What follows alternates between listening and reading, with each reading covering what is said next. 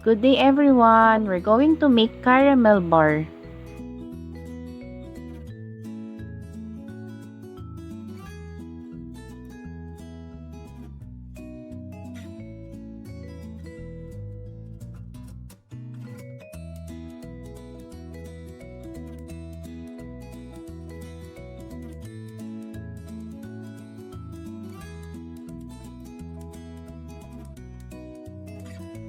Cream, butter, and sugar.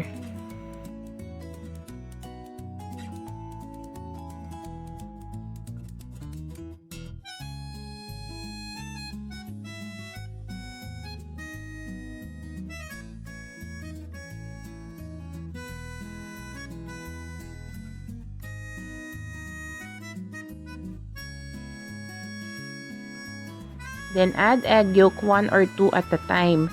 I-beat muna siya ng maigi before mag-add ng another yolk.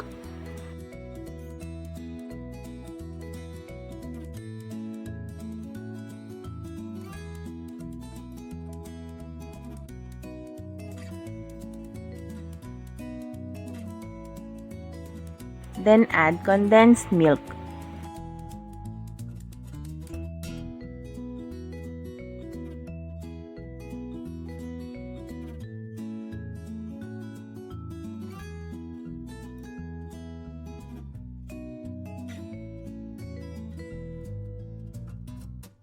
Then add flour and powdered milk. I-mix until well combined. Mas prefer ko pong gumamit ng rubber scraper sa paghahalo para hindi ko siya ma-overmix. Pero okay lang din naman po na ipagpatuloy nyo yung paggamit ng mixer, just make sure lang na hindi nyo siya ma-overbeat.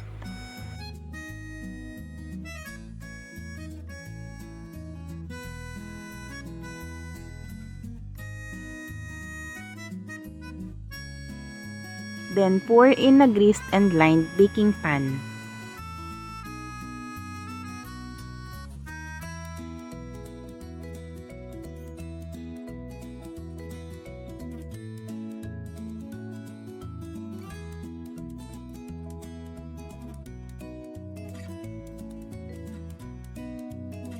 Then top with cashew nuts.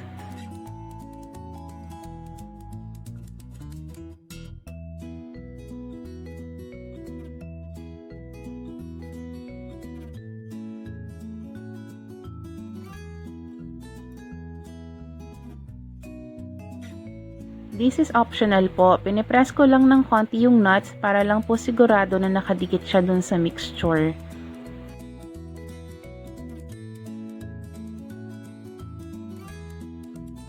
Bake in preheated oven at 300 degree Fahrenheit for 35 to 40 minutes or until done. Time and temperature depends on your oven po.